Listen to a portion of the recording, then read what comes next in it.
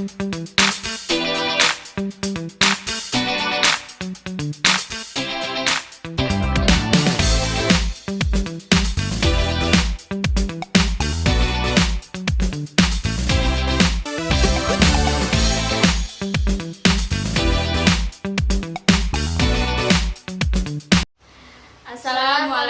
warahmatullahi wabarakatuh. Kami dari kelas TM9 Akuntansi. Di sini kami diberi tugas untuk mempresentasikan hasil kerja kami dalam mata kuliah Akuntansi Keperilakuan. Dan perkenalkan, nama saya Hasanah. nama saya Siti Nurhaini. Dan nama saya Nik Busriatun. Presentasi kali ini berjudul Aspek Keperilakuan pada Evaluasi Kinerja. Yang pertama itu di sini akan membahas tentang definisi dan tujuan yang akan disampaikan oleh teman saya Nik Busriatun. Yang pertama ada definisi tentang evaluasi kinerja. Evaluasi kinerja adalah penilaian yang dilakukan oleh suatu perusahaan secara sistematis untuk menilai kinerja atau pekerjaan karyawan tersebut dan kinerja organisasi. Adapun tujuan dari evaluasi kinerja itu mencakup yang pertama itu memperbaiki sistem kinerja karyawan dari perusahaan tersebut untuk meningkatkan sistem kinerja dari SDM suatu organisasi. Baik, di sini saya akan memperjelas apa itu definisi evaluasi kinerja.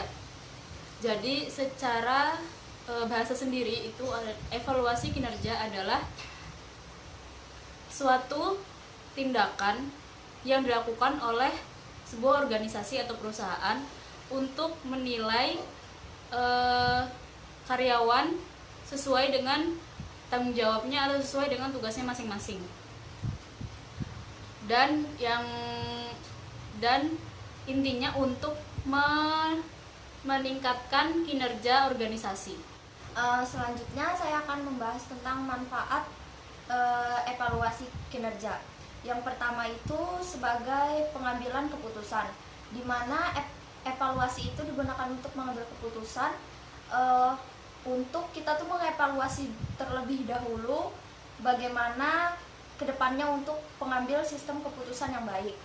Yang kedua, meningkatkan efisiensi dan efektivitas suatu perusahaan, di mana mencakup efisiensi dan efektivitas itu mengelola perusahaan itu dengan baik dengan menggunakan evaluasi tersebut. Yang ketiga, menjadi dasar untuk pemberian hadiah kepada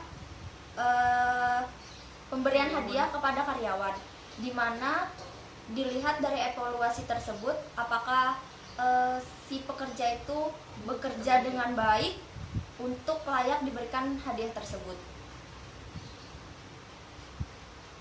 Selanjutnya, motivasi sebagai alat untuk meningkatkan efisiensi. Motivasi di sini adalah serangkaian sikap dan nilai-nilai yang mempengaruhi individu untuk mencapai hal yang spesifik sesuai dengan tujuan individu. Maksudnya di sini itu motivasi adalah sikap atau nilai yang dilakukan oleh perusahaan untuk karyawan tersebut supaya dia bekerja dengan baik dan efisien. Di sini ada dua hal yang berkaitan antara motivasi dan kinerja atau performance, adalah kesediaan atau motivasi dari pegawai untuk bekerja yang menimbulkan usaha karyawan dan kemampuan karyawan untuk melaksanakannya. Di dalam motivasi terdapat teori harapan, di mana teori ini merupakan kesediaan dari dalam diri karyawan untuk mencapai kepuasan pribadi karyawan tersebut. Di mana teori harapan ini terdapat 3 hal yang perlu diperhatikan. Yang pertama itu ada hubungan usaha yang diperlukan untuk mencapai tujuan dengan kinerja. Maksudnya di sini itu adalah hubungan antara si karyawan dengan si perusahaan untuk saling bekerja sama untuk memenuhi kinerja dan tujuan dari perusahaan tersebut. Nah, yang kedua ada hubungan kinerja dengan hasil yang didapatkan. Maksudnya di sini adalah jika si karyawan itu bekerja dengan baik, maka akan mendapatkan reward yang sesuai dengan pekerjaan yang dilakukan oleh karyawan tersebut. Misalnya gaji yang dinaikkan atau mendapatkan bonus akibat dari pekerjaan yang dia lakukan itu baik. Terus selanjutnya ada hubungan antara hasil yang diharapkan dengan tujuan pribadi.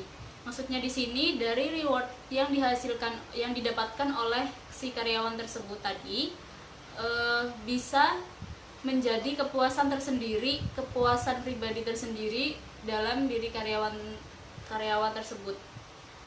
Selanjutnya saya akan menjelaskan tentang reward. Dampak reward terhadap perilaku kinerja. Untuk reward sendiri itu salah satu alat untuk peningkatan motivasi kepada karyawan, di mana reward ini digunakan untuk mengoptimalkan suatu tim dalam suatu perusahaan untuk mencapai kinerja yang baik sesuai dengan keinginan suatu perusahaan. Reward sendiri memiliki 3 cara untuk membentuk perilaku kinerja yang baik. Yang pertama itu ada penguatan positif, di mana penguatan positif ini adalah penguatan berdasarkan prinsip bahwa frekuensi suatu perusahaan itu meningkat.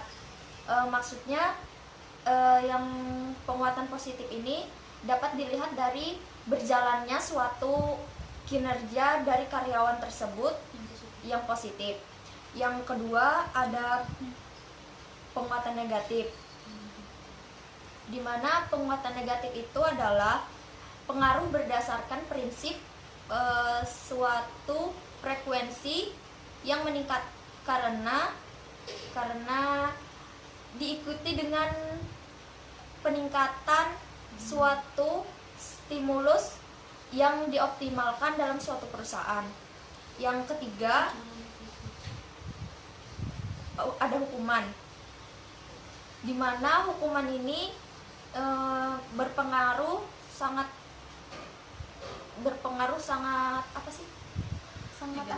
negatif, di mana apabila si pekerja itu tidak bekerja dengan baik atau tidak optimal sesuai dengan apa yang diinginkan dari perusahaan, maka pihak perusahaan akan memberikan hukuman terhadap si pekerja tersebut. Nah, adapun contoh dari penguatan positif, penguatan negatif, dan hukuman itu, yang pertama ada penguatan positif. Penguatan positif itu contohnya bisa berbentuk berupa hadiah. Itu ada misalnya kado, terus tambahan gaji, terus ada yang kedua contohnya itu ya dengan menggunakan perilaku,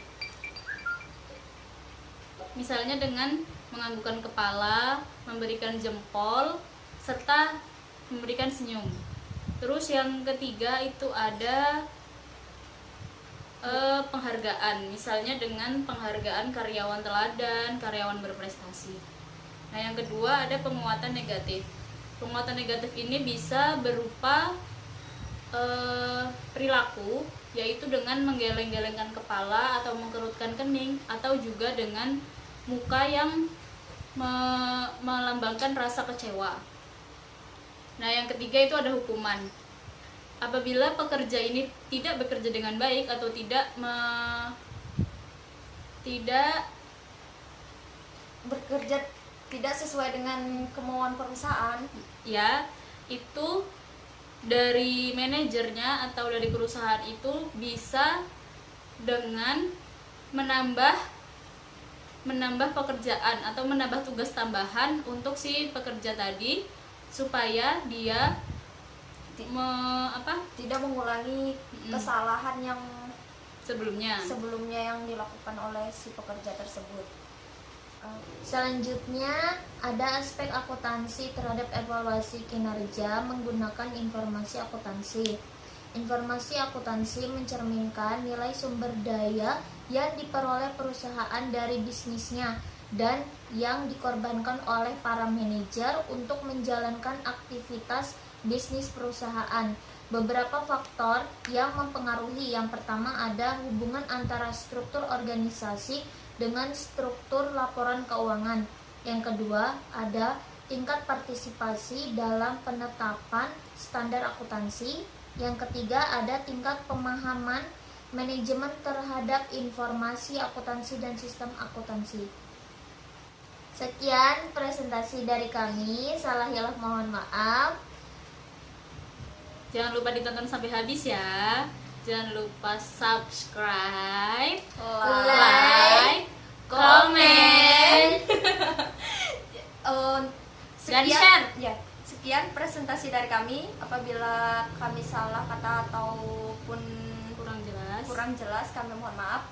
Wabillahi taufik wal Hidayah. Wassalamualaikum warahmatullahi wabarakatuh. Izin apa izin?